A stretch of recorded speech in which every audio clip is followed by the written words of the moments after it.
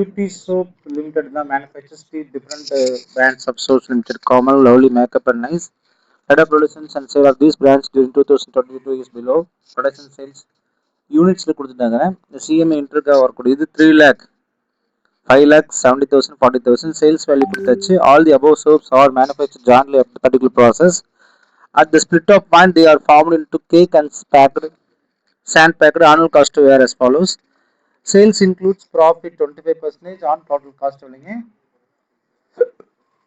அப்போ selling price என்ன சொல்கிறாங்க, செல்லிங் ப்ரைஸு ப்ளஸ்ட்டு ப்ராஃபிட் சரி நெட்டில் தப்பாயிடுச்சு.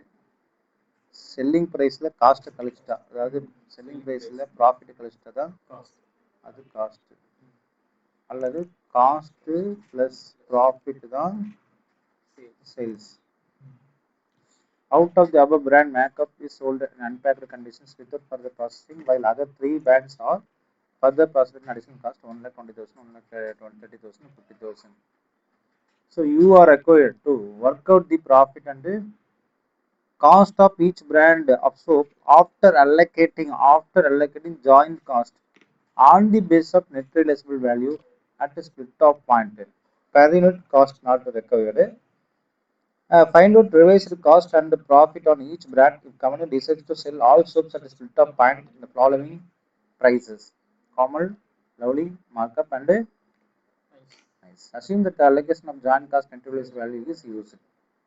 Within the working results in A and B above, advise beauty soap company about the processing decision as to which soap to be sold at a split of point and which is to be processed further to maximize profit. Substantiate your answers and decision suitable casting techniques சொல்கிறாங்க. இது கிட்டத்தட்ட பழைய question மாதிரி தான் இருக்குது. ஆனால் ஒரு சின்ன விஷயம் என்ன சொல்கிறாங்கன்னா, இதுலேயும் அதே தான், சேல்ஸ்குள்ளார என்ன இருக்குது, ப்ராஃபிட் இன்க்ளாக இருக்குதுன்னு சொல்கிறாங்க. எல்லா சோப்பையும் அவங்க விற்கிறாங்க. நல்லா all the above soaps are manufacture jointly up to particular process. என்னங்க, அதுக்கப்புறம் ஸ்பிட் ஆஃப் பாயிண்ட்ல தான் வந்து என்ன ஆகுது, அது கேட்க மாதிரி அந்த ஒவ்வொன்றும் பேக்கிங் பண்ணுறாங்க, அதுக்கு தனியாக காஸ்ட் கொடுத்துட்டாங்க. அப்போ எல்லாமே ஜாயின்ட் காஸ்ட் தான் இல்லைங்களா. அப்போ calculation of joint cost is very very important. First எடுத்து நம்ம என்ன செய்யணும், ஜாயிண்ட் காஸ்ட். ஜாயிண்ட் காஸ்ட் போகிறதுக்கு முன்னால் எவ்வளோ யூனிட்ஸ் அப்படின்னு பார்க்குறோம் இல்லைங்களா. யூனிட்ஸ் நமக்கு ஆல்ரெடி தெரியும், இங்கே கொடுத்தாச்சு. அதாவது எவ்வளோ யூனிட்ஸ் சொல்லி கொடுத்துட்டாங்க. இது வந்து சேல்ஸ் வேல்யூ கொடுத்துட்டாங்க. என்னங்க, இப்போ சேல்ஸ் வேல்யூ நம்ம கூட்டணும். 15, 31, 36, 46, 48, 50 கிட்டத்தட்ட 50 lakhs வந்து சேல்ஸ்னு சொல்கிறோம். என்னங்க, 50 lakhs வந்து என்ன சொல்கிறாங்க அவங்க, மேலே போயிட்டேன் சாரி, 50 lakhs வந்து சேல்ஸ். இந்த 50 lakhsக்குள்ளார ப்ராஃபிட் வந்து 25% நம்ம சொல்லலை, அங்கே சொல்கிறாங்க, இங்கே சொல்கிறோம், நல்லா கவனிக்கணும். சேல்ஸு இன்க்ளூட்ஸ் ப்ராஃபிட் 25% காஸ்ட் இல்லையா. அப்போ இந்த சேல்ஸில் எல்லாத்துலையும் என்ன இருக்குது, ப்ராஃபிட் கழிச்சா காஸ்ட் வந்துடும். அப்போ இந்த 50 lakhsக்குள்ளார என்ன இருக்குதுன்னு சொல்லிட்டா 25%. அப்போ 50 into 25 divided by 125. அப்போ 10 rupeesன்றது ப்ராஃபிட் இல்லைங்களா. இப்போ 40 lakhs என்பது cost. Cost plus profit is equal to sales. அப்போ காஸ்ட் நமக்கு கிடைச்சிச்சு. டோட்டல் காஸ்ட் நமக்கு கிடைச்சிருச்சுன்னா நம்ம ஜாயின்ட் காஸ்ட் கண்டுபிடிக்கலாம். ஜாயின்ட் காஸ்ட்னா என்ன, செப்பரேட் காஸ்ட் என்ன, ஜாயின்ட் காஸ்ட்ல இருந்து செப்பரேட் காஸ்ட், டோட்டல் காஸ்ட் இருந்து இதுதான் டோட்டல் காஸ்ட். டோட்டல் காஸ்ட் என்பது நம்ம திருப்பி நான் சொல்லித்தரேன். இந்த நமக்கு டோட்டல் காஸ்ட் என்பது என்னப்பா, joint cost plus separate cost. என்னங்க, அப்போ டோட்டல் காஸ்ட் நம்ம கண்டுபிடிச்சாச்சு. எவ்வளவு, 40 லட்சம். செப்பரேட் காஸ்ட் கண்டுபிடிச்சிட்டா நம்ம என்ன கண்டுபிடிச்சிடலாம், அப்போ செப்பரேட் காஸ்ட் அங்கேயே கணக்குலேயே கொடுத்துட்டோம். எவ்வளவு, 3 லட்ச ரூபா. எப்படி சார் 3 லட்ச ரூபாய் சொல்றீங்க, இங்கே பாருங்க, இங்கே பாருங்க. 1,20,000.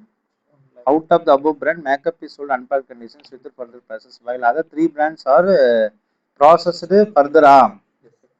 அப்போ அவனே கொடுத்துட்டான் ஃபர்தரா எவ்வளவு, 1,20,000, 30, 50. ஸோ அப்போ செப்பரேட் காஸ்ட் இருந்துச்சு. அப்போ ஜாயிண்ட் காஸ்ட்ன்றது எவ்வளோ ஆயிடுச்சு, 40ல் 3 லட்சம் போயிடுச்சுன்னா மிச்சக்குறது என்னவா தான் இருக்கும், 37 லட்சம் என்னவா தான் இருக்கும், ஜாயிண்ட் காஸ்ட் தான். அப்போ இது ஜாயிண்ட் காஸ்ட் பண்ணுறது பெரிய சூத்திரம்லாம் ஒன்றும் கிடையாது. பேலன்சிங் ஃபிகர் வந்துடும் இல்லையா?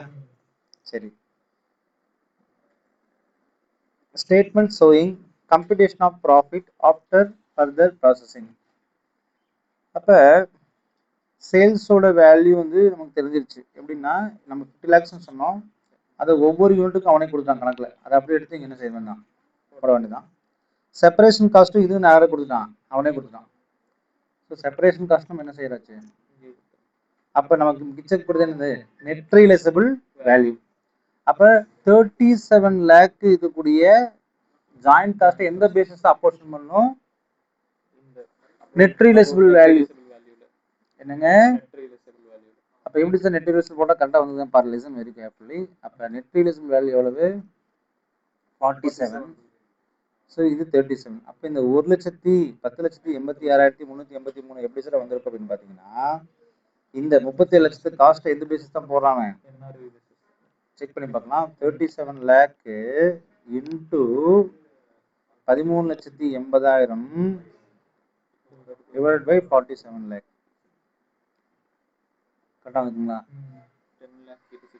எல்லாத்துக்கும் குழப்பமா இருக்கும். 37 lakh எக்ஸ்பென்சஸ் எப்படி அப்போர்ஷன் பண்றதுன்னா நெட் ரியலைசபிள் வேல்யூ. இது யார் சொன்னாங்கன்னா நான் சொல்ல, இது உங்க புத்தகத்துல சொல்லிக்கிறேங்க. எப்படின்னா சொல்லிக்கிறேங்க பாருங்க, work out the profit and cost of each brand. So after allocating joint cost on the basis of net realisable value. அப்போ நெட் ரியலைசபிள் ஏன் எடுத்துக்கிட்டேன் அப்படின்னும் போது அவன் சொல்றதுனால எடுத்துக்கிட்டேன். ஸோ அதனால அப்போ அதுக்கு அடுத்தது கரெக்டாக வருமா செக் பண்ணி பாருங்க. 37 lakh into 29,70,000 divided by 47 lakh.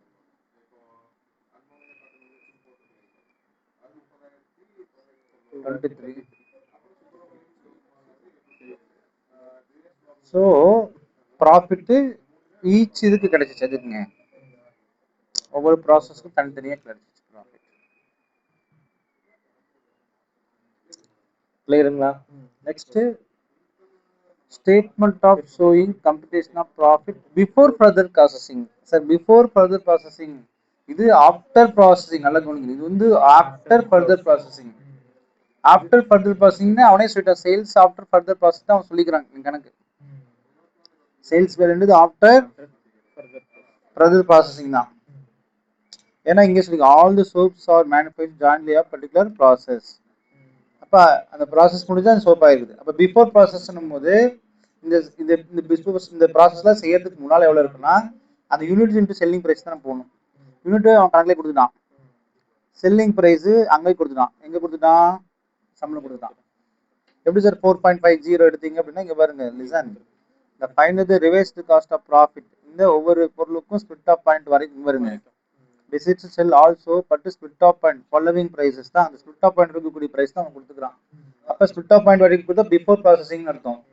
இப்போ ஸ்பிளிட் ஆஃப் பாயிண்ட் வந்து பிஃபோர் ப்ராசஸிங் ஒன்று தான். என்னங்க, பிஃபோர் ப்ராசஸும் அது என்னது, அது பேர் சொன்னீங்க அட் ஸ்பிளிட் ஆஃப் பாயிண்ட்.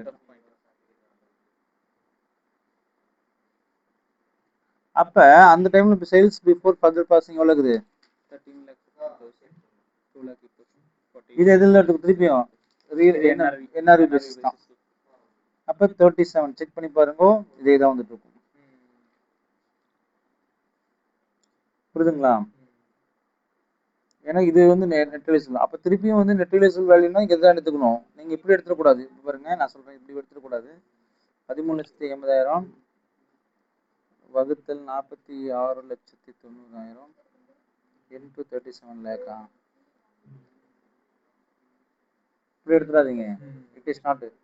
மேலே எப்படி எடுத்தோமோ அதே தான் நெட் ரியலைசபிள் வேல்யூ. இதுதான் நெட் ரியலைசபிள் வேல்யூ இல்லைங்களா? அந்த பேசிஸ் தான் எடுக்கணும் திருப்பியுமே தவிர நீங்கள் எந்த ப்ராஃபிட் எடுத்துக்கூடாது. ஆமாம், அப்போ அதே ஆன்சர் தான் இங்கே ஒரு 37 lakh தான் வரும். ஜாயிண்ட் காஸ்ட் பொறுத்த வரைக்கும் சேம் ஆன்சர்ஸ், பிஃபோருக்கும் ஆஃப்டருக்கும் சேமாக தான் இருக்கும். ஆமாவா இல்லையா? ஸோ அப்போ 9,90,000 ப்ராஃபிட் இல்லைங்களா? இப்போ statement of probability selling products with and without. அப்போ எதில் பெஸ்ட்டுன்னு பாருங்க. இது வந்து பெஸ்ட் எது, 293 இதுதான் best. Common before processing after processing ஏற்பட்ட ரெண்டு செக் பண்ணி பார்த்தீங்கன்னா தெரிஞ்சிருக்கும். Before processing after processing, before processing after processing, before processing after processing, before processing after processing. அப்படி பார்க்கும்பொழுது இன்க்ரிமெண்டல் எதில் தான் வருது, காமன் பொறுத்த வரைக்கும் இன்க்ரிமெண்டல் தான். ஆஃப்டர் ப்ராசஸிங் வந்து ஃபர்தர் ப்ராசஸ் பண்ணாதான் பெனிஃபிட். அதே போல் நைஸுக்கும் ஆஃப்டர் ப்ராசஸிங் பண்ணாதான் பெனிஃபிட். மற்ற ரெண்டு என்ன செய்ய தேவையில்லை, நீங்கள் ஃபர்தர் ப்ராசஸ் பண்ண தேவையில்லை. மேக்கப்புக்கு லவ்லிக்கு என்ன செய்ய தேவையில்லை, பண்ண தேவையில்லை அப்படின்றத சொல்கிறாங்க. ஸோ மற்ற கால்குலேஷன் கேட்குற மாதிரி தான் எடுத்துக்கலாம். ஸோ நம்ம கண்டுபிடிச்சது product Komal and product nice should be further process because there is incremental product, whereas product lovely and product makeup should not be further processed. நீங்கள் என்ன செய்றீங்க, ஸோ இந்த சம்மும் 47 தான் நம்ம பார்த்தோம், இதுவும் 46 கிட்டத்தட்ட ஒரே மாதிரி தான் இருக்கும். ஆமாவா இல்லைங்களா? எஸ், சேம் தான். அப்போ பாருங்க, இங்கேயும் ஜாயின் காஸ்ட் 97,600 தான், இங்கேயும். அப்போ ஜாயின் காஸ்ட் என்ன செய்யாது, ரெண்டு ப்ராசஸ்லையும் மாறாது அப்படின்றது நீங்கள் தெரிஞ்சுக்கணும். அப்போ அட்டை காப்பி தான், கிட்டத்தட்ட ரெண்டுமே என்னதான், சேம் சேம் சேம் சேம்.